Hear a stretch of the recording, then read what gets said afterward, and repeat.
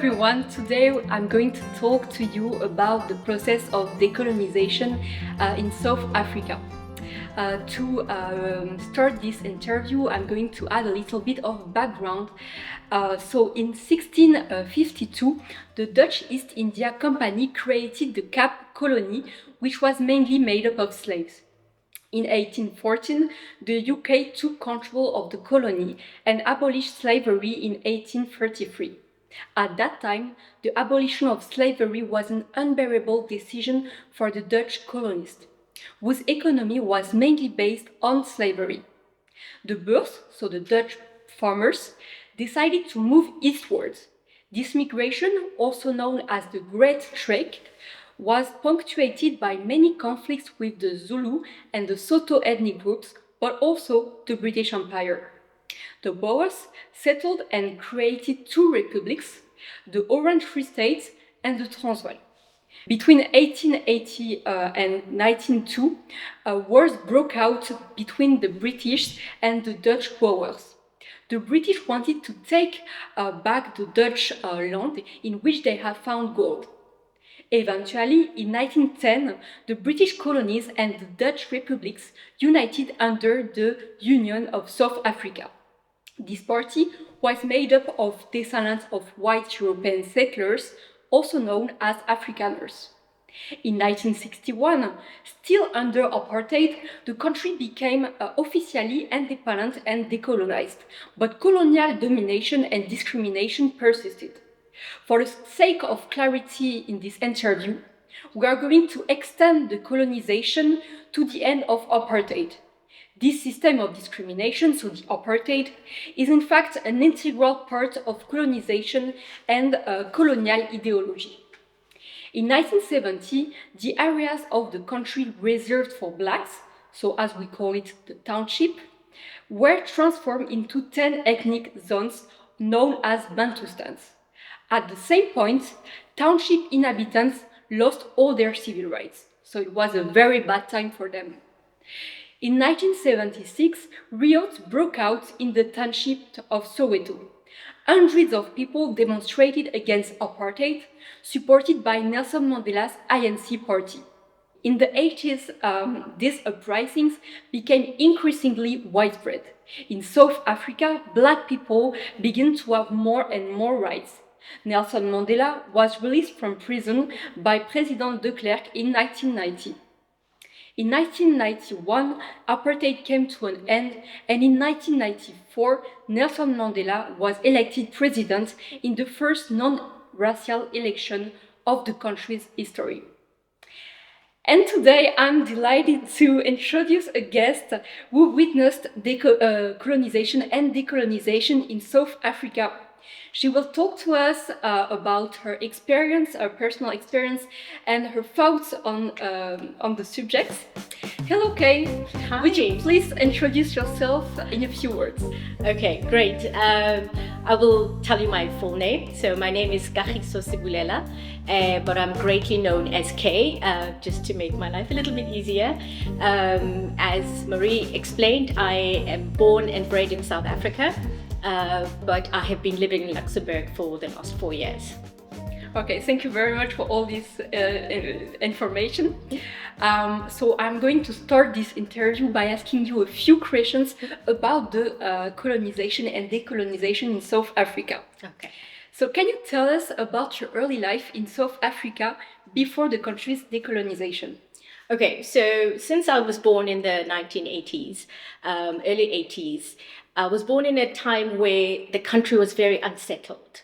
Due to the unrest, for example, in 1976, there was never a time where you were comfortable being around, you were comfortable walking the streets. And I remember as a young child, there were days where you'd be sitting outside playing in the garden, and all of a sudden you hear these sirens and these drums, which was a warning to get inside the house and hide, because there were protests happening and the police were coming. So everybody had to get inside and hide as quickly as possible. And this went on for a number of years. I remember my sister telling us stories of how she would be at school and they would be told to leave the school very quickly and go back home and hide because the police are coming to arrest anybody who is black and is under the age of 16.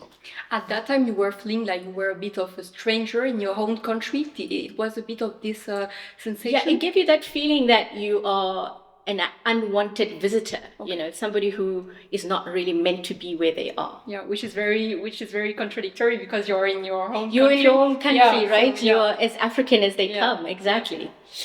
There was eventually people that really pushed for decolonization in your country and didn't really let all this pressure of the white settlers in the country. What was your perception of the political leaders and movements pushing for decolonization at that time? For example, Nelson Mandela or the ANC movement? Okay, so being a black person in South Africa at that time, you did not know anything beyond your neighborhood. You did not know what world existed beyond your neighbors, right? So what you heard people talking about, these unrest and what's happening, how they're fighting for the future, it kind of made you question, what world are they talking about? Because we didn't know a world outside our neighborhood. We were not allowed to travel without permission. I don't remember a day where I said, oh, I left my little town to go to the city, because it was forbidden for us to do things like that. So that also gave you an idea that they are fighting for something that is actually right. Because as a young child, we're all curious. We want to know what's out there, right? We want to know a different world. So for us, it kind of felt like they are opening the doors for us. And being a child, that is one of the biggest thing that could ever happen, a door open for you to see what's beyond your immediate borders. But also you didn't really understand this new world. As you say, you didn't really know this world. We had no knowledge of this world because we were never allowed to go into this world. It was only our parents that were able to go to that world. And our parents went as workers. They would literally just go to their job, or they working for the Afrikaners, as you say, and they didn't know anything else beyond that. So even for them, it was a completely different aspect of what is actually out there, because with the apartheid laws, you were only allowed to be in the area that your pass, which is like a passport, allowed you to be. So for example, I'll give an example with Differdange. So basically, we would be confined to Differdange. We would not be allowed to go to Esh. We would not be allowed to go to Basharaj or even go to the city without permission.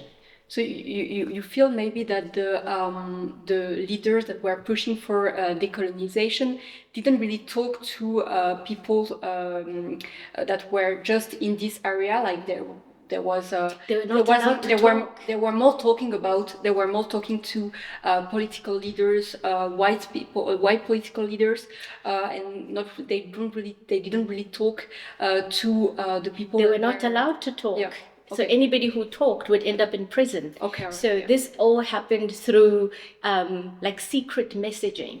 So if there was a protest that was going to happen, they would, for example, put boxes of matches in your post box. Then you know, there is a protest that's going to happen. Mm-hmm. But if anybody was found using their words to say that we are fighting against this regime, we want to have a protest, they would instantly end up in prison. Okay, so it was a very authoritarian regime. Extremely, yes. Okay. It was a very, very harsh time where you wanted to get more freedom, for sure. But I think you also had a bit of fear of change, maybe of this situation. So my question is, how did you personally experience the tension between the desire for freedom and the fear of change during this time? One of the biggest fears people have is of the unknown.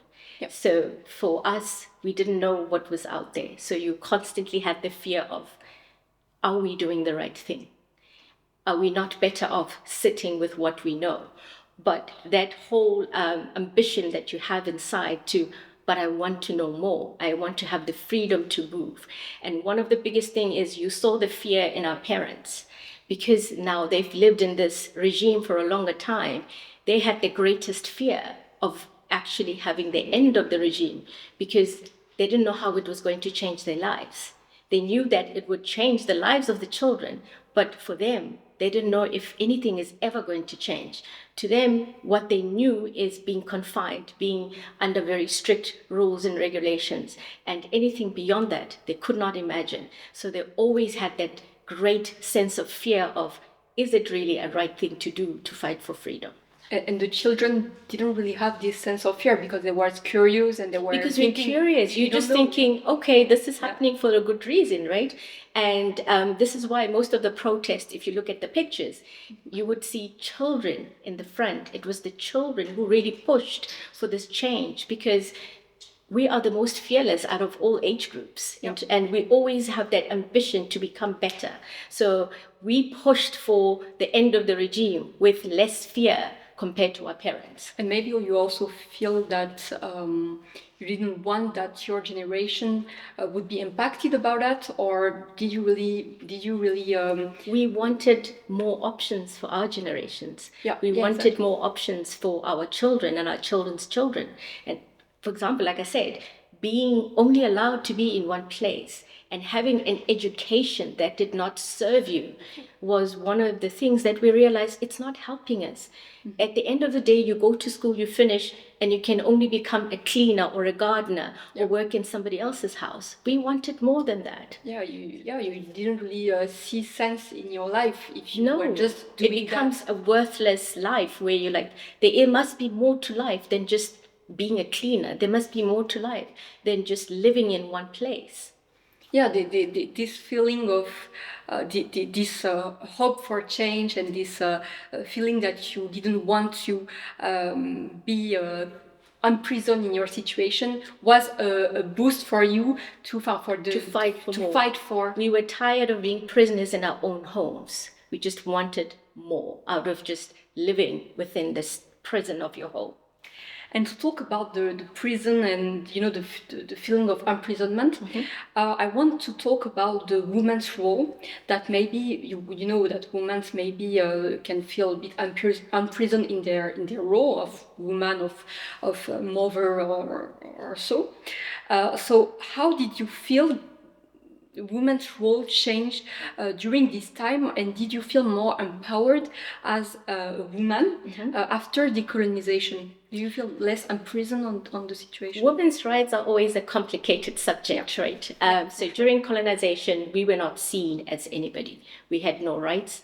And when it came to anything and everything from education to health, our rights were put at the least. We were not allowed to do anything. You were not allowed to vote. You couldn't work without your husband's permission. You couldn't work in certain places. And you were only seen as good enough to be a cleaner. So that's why it was so important for example, my mother and my aunts and my grandmothers to really fight, because they wanted more out of their children. They wanted more out of their women, their girls. And after colonization, there has been a change in what women are able to achieve in terms of they're allowed to be whoever they want to be. They are not confined to being married to somebody or needing permission for somebody to go to school or to actually have a career. So this is where the change happened. Having had said that, it was a really slow process. I can say today there are still people that feel like not much has changed for them as women. There's still so many rules and regulations that want to control lives of women. And this is what the fight is still going on, to say we deserve more than what you are just trying to give us. And talking about the empowerment of the women, maybe it was also because of the change of mindset during this time. Like the people were fighting for their rights as Black people, so maybe they feel like they have the courage to raise up their voice also as women, to have equality between white and blacks, but also to have equality between man and women. Yes. Because it's also talking about human rights. Exactly, and that's why you also had the women's marches, where the women said, yes, we're fighting for freedom, but we're also fighting for our rights. We can't have freedom for one and not the other. So we had to remind the world and the fight for freedom to say it's also for the right for women to have the same rights as the men. just as is important for the whole nation to have the freedom from this regime. Yeah, there's not a hierarchy in the most important rights or the least important rights. Every right is at the same point. Exactly. Every right should be exactly on the same level. Even though we would love to believe it's like that, it's not quite to that level, because traditionally there is a hierarchy in your different traditions and tribes. So that created even bigger problem when fighting for the freedom and the rights of women. Thank you very much for answering my first questions. Before asking you the next ones, we are going to make two activities together, if that's okay for you. Okay.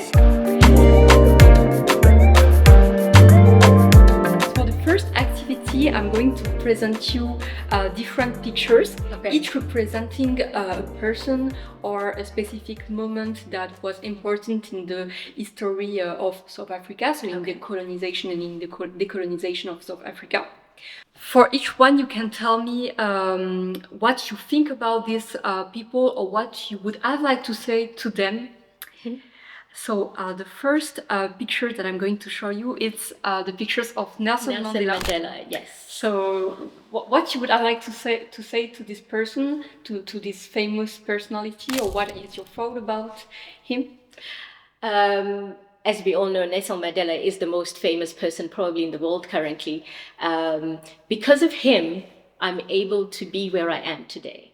With decolonization and apartheid, I was never allowed to travel the world. Now I have the opportunity to see the world. I have an opportunity to actually study and become who I want to be, not who somebody else thinks I should be.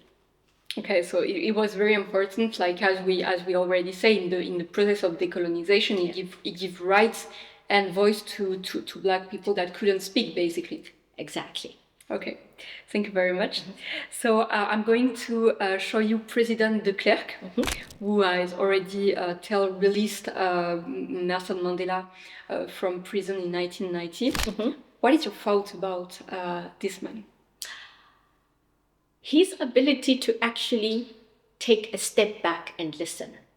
Because if he had not done that, we would still be fighting for freedom. He was willing to convince people to actually think about why freedom needed to happen, why the apartheid regime needed to actually be abolished. He realized that it's not only impacting South Africa, but it's impacting the whole world. And he wanted to be seen in the world. And the only way he would be seen is by allowing for talks and negotiations to end apartheid. It was basically the transition between the white colonist settlers that were really that had really closed mind, and the Black people who were pushing for decolonization. Yes. It was so he was basically the mediator between the two groups, because white people were never going to listen to a Black person. So he was the white person that stood in front of his white people that actually said, we need to start listening. And he managed to convince them, which is actually admirable, because how many years had it been before people actually started listening to what Black people needed? All right, it's a very important character, as well as Nelson Mandela. They are really linked. They are linked in how they both managed to come together and sit at the table and negotiate the future of South Africa. Okay, thank you very much. So my third picture is representing a protest of students that are protesting against apartheid. They are very young and they are very in active position, and in very maybe they have a lot of hope for the future. What are your thoughts about those people? Like I said before, it was the young people that really pushed for change. Yeah. Because we were tired of being prisoners in our own country, in our own homes, in our own towns, in our own villages. And we very quickly also realized that the education that Black people were getting was very inferior, because not anywhere would you be able to see a doctor who is Black. You wouldn't be able to see a lawyer who is Black. You don't see a Black person anywhere in the position of power. So that's when young people really realized that we deserve more. We deserve to see better. We deserve to see ourselves as more than the cleaner, the gardener, and the inferior person. There was a big equality between blacks and whites in terms of education. There was a huge difference, yes. Yeah, so they had two different education systems. They had what they called Bantu education, which was for black people, and they had higher level of education for white people. And the difference was absolutely alarming. So hence the young people really started fighting and protesting really hard because, they realized that education that black people were getting was absolutely too inferior to make anybody make anything of themselves. And it's also very bad because they can be easily manipulated. Exactly. And that's exactly what the black education was meant to be able to control and manipulate a black person into doing the inferior jobs that no white person would ever be able to do. Basically, they maintain their domination by managing education. Exactly. In that way. Yeah. Okay. All right. So yeah, education is a very important. It's a very important aspect when you are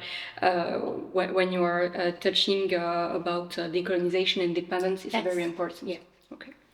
So I'm going to now show you the last pictures. So the pictures is representing a woman with her children. They are both blacks, and they are looking more passively to a poster where there is written that the beach is forbidden for blacks people, that they can't go to the beach. So what is your feeling? What is your thought on this situation? For most black people, that was a norm. I don't remember going to the beach before apartheid ended because we weren't allowed to go to the beach. So a lot of the times you found families that lived close to the beach wanting to spend time at the beach but not being allowed to. So that's how extreme the apartheid was, thinking that no black person is allowed to have even the simple pleasures of life, like going to the beach, because it doesn't cost you anything to go to the beach. It doesn't change anything going to the beach. But they had such a fear of mixing that they felt if black people go to the beach, they would taint the water. Therefore, they were not allowed to do it. It was really an ideology, okay, it was almost like the colonists were almost thinking that it was a disease. Yes, that's exactly how they viewed black people. They saw us as an illness that, if you share the same seat, if you said the same glass, or you shared the same beach, that, it would change the world of a white person. And we know differently that it doesn't change anything, because at the end of the day, it's just a color of a skin, and that's it. It doesn't really change anything. Yeah, it was an ideology without a really reflection behind. It was just, okay, we're going to decide. No, there was a reflection. Okay. The reflection was to keep black people inferior. Okay, yeah. And how do you keep somebody inferior? To make them think that they are worthless. To make them think that they are not worth anything in life. They are not worth even natural things like the beach. And that was the whole point and the idea behind apartheid. Because if they have them thinking that worthless of themselves, then they have full control. And black people weren't didn't really have pride, or did it work, or? We had pride, but they did everything in their power to kill the pride. Okay. We had pride, but it's a different kind of pride. It's a pride where even within our confined towns or houses, we've always found a way to celebrate ourselves. And this is where, if you know artists like Miriam Makeba, I don't know her. Okay, Miriam Makeba, and she's one of the most famous musicians. Okay. They created music to uplift black people. And they've ended up in prison so many times because they were caught entertaining black people. And so just to show that we did have pride, and we celebrated it differently. We celebrated it behind closed doors, because as soon as you were found having fun, you were deemed as unruly and you would end up in prison. Yeah, it was like, okay, you cannot touch what we are feeling inside, basically. Exactly. You can't touch our to them, happiness was only made for white people. You as a black person, you're inferior. You're not meant to be happy. You're not meant to enjoy life. You're just supposed to serve me and my happiness. Yeah, so being happy, it was a kind of a rebellion against white people, white colonists. It was a bit of non-violence protest. Exactly. It's like a non-violent protest attack on the white people, and they didn't like that. So they would do everything in their power to make sure they took anything that would bring joy to black people. Anything and everything. And this non-violent process, we can also see it in the Nelson Mandela's ideas and mindset, because he really was not he was not willing to went in war with white people. I think it was really like he really want to talk with them and to really engage in conversation. And one of the things that Mandela really believed in is kill them with kindness. So he really pushed for peace and talk and discussion and lead with kindness in whatever you do, because with the years of the protest, they saw that that wasn't working. It was actually making situations worse. So that's why in the end, Mandela said, lead with kindness, lead with peace. Then we will eventually get to the point of freedom. Yeah, because they realized that their violence is useless, that is really not really... But it was giving white people a good reason to suppress black people even more. Yeah, exactly. So then that's when the ideology changed to say, okay, we've protested, it did not work, now let's change strategy. It helps the black people to be taken more seriously in their journey through to freedom. Decolonisation. Yes. Okay, all right.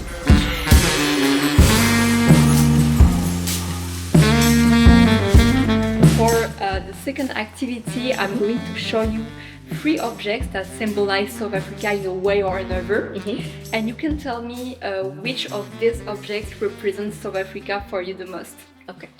So here we have 3 objects that represent South Africa, as I already told you.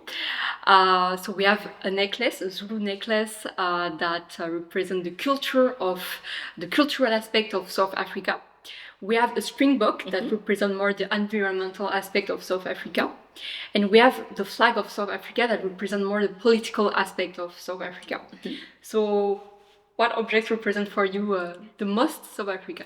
Okay, so the necklace. All right. Okay, as you can see with the necklace I'm wearing as well.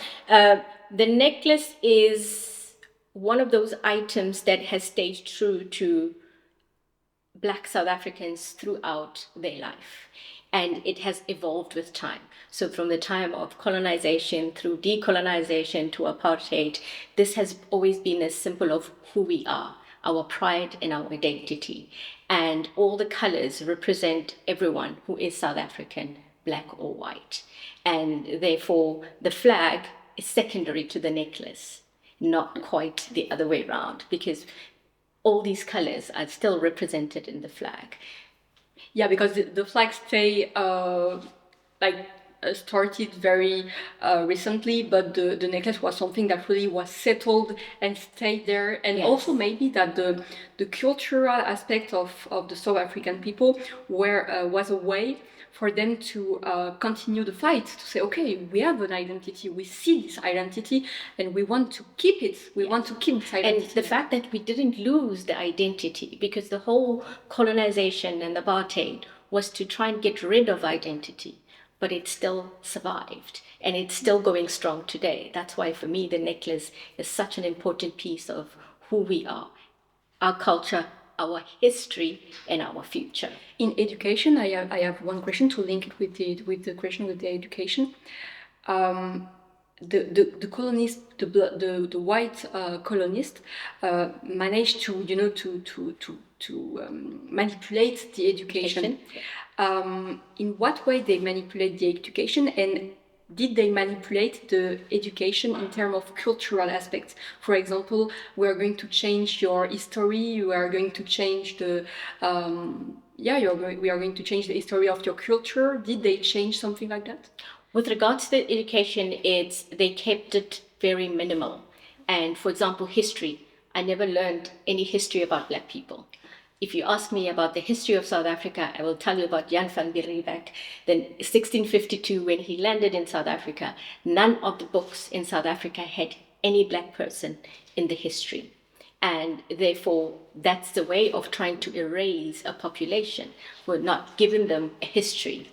And till today, you find very little history that is about Black people, but mostly about white people. If you do a Google search, the first thing that comes up about South Africa, it's only the white people's history. There is no history about Black people. Yeah. So that's how the education made sure that we don't have an identity. So hence the necklace starts way back. It's the one thing that has carried the history and the culture and the traditions of Black people.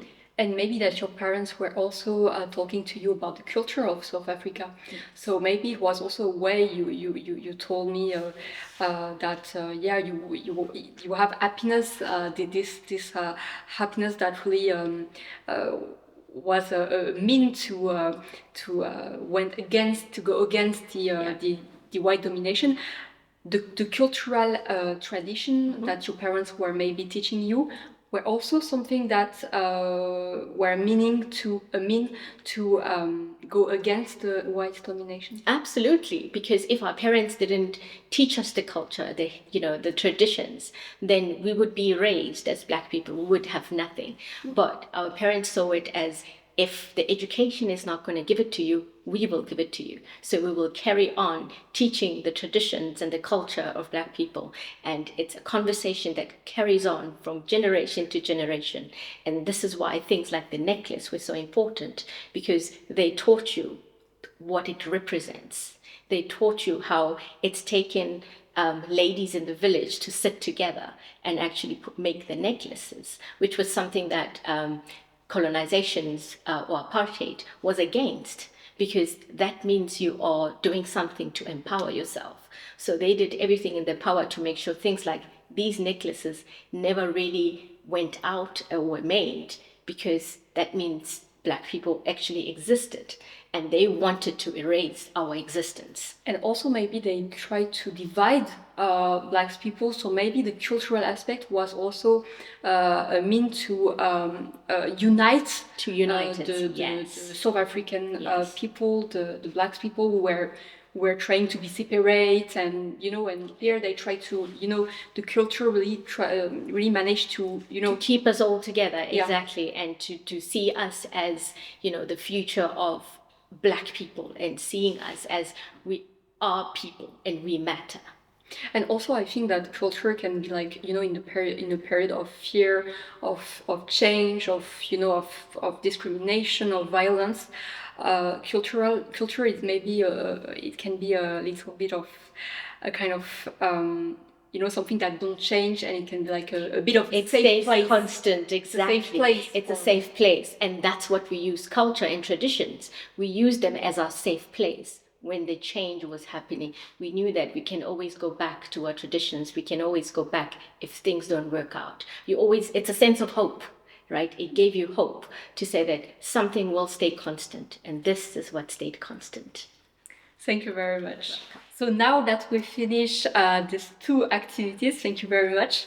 I'm going to keep asking you a question, but this time more focused on the post-decolonization era and also the future of South Africa, which is very, very important. Absolutely. Do you feel that decolonization brought the positive changes that many had hoped for, or were there areas where progress was slower than expected?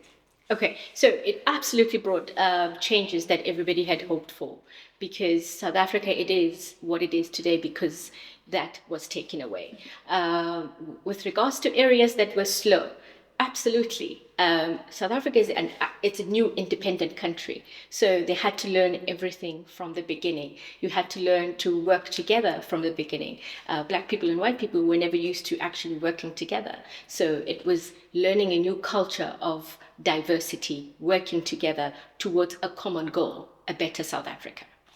But here I saw a documentary. I've seen a documentary, and I've seen that there's still inequalities between whites and black people. For example, in 2019, 75% of black family live below the poverty line.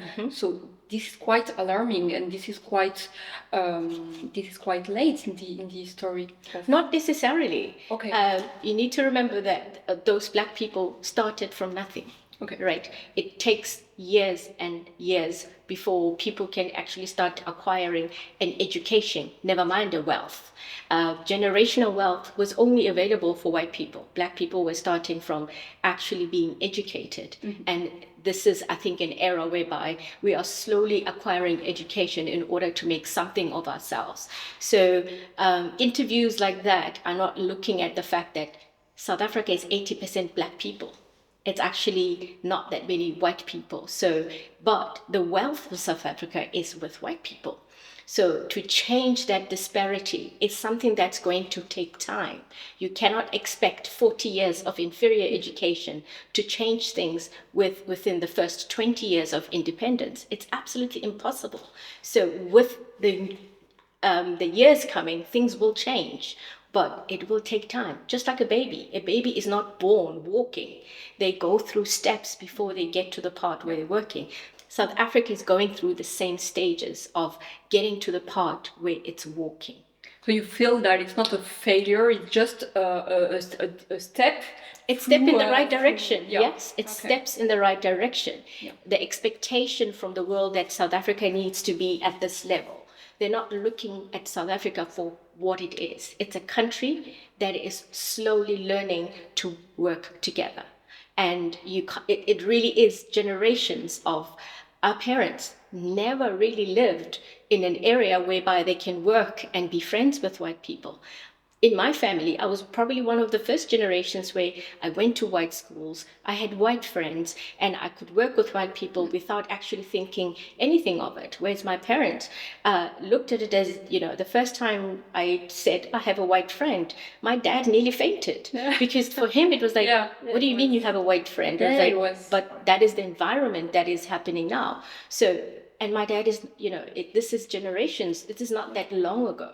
So it's really something that's going to take some time before we get to a place whereby South Africa and black people in South Africa are better off. What needed to change first and foremost was the education, and that's what has changed. So through the next few generations, then there will be bigger changes in the country. Okay, so this is South Africa has way to go, but it's very encouraging for the future. It's still going. It's a new country, and we can also make a lot of things in this country because it's very new, and we can make new projects. We can make exactly.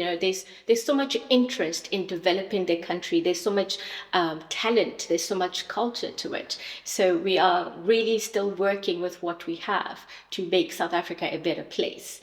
And I believe in the future of South Africa, the fact that it will be where it's meant to be.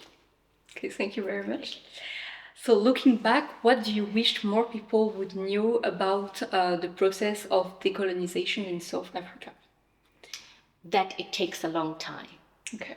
Okay, so that it really takes a long time. You cannot change mindset overnight. You cannot change mindset over 1 or 2 generations. It really is a generational development. And the fact that with education and how it has changed, there is hope for that change to actually happen.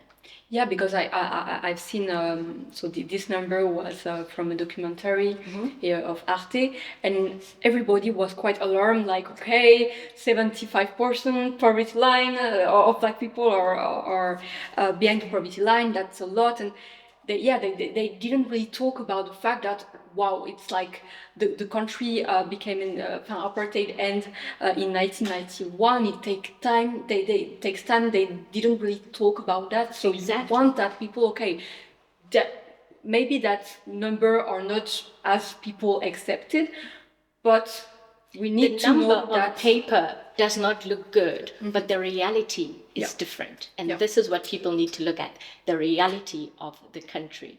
And the reality of the country is that 80% is Black people. The 80% of Black people that were given inferior education. So these people are now working to gain proper education in order to better themselves. Give them a chance. Don't rush it. Give them a chance. Yeah, okay. Yeah. Thank you very much. This is very hopeful for the future generation and for the future of South Africa. I'm going to ask you a last question. If you had a little girl, a little boy from South Africa in front of you, what would you like to say to them? The future is bright. Do not let anyone or anybody tell you that otherwise. And education is honestly the key to having anything and everything that you want. It's the key to a better tomorrow. Incredible, really. So we are now going to wrap up the interview. Thank you very much, Kay, for agreeing to participate in this interview.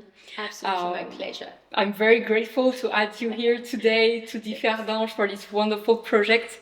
I also thank Noah, who filmed this interview. So I want to add that despite all the challenges that South Africa is facing today, there is still hope for the future. Education could be one of the solutions. As Nelson Mandela once said, education is the most powerful weapon which you can use to change the world.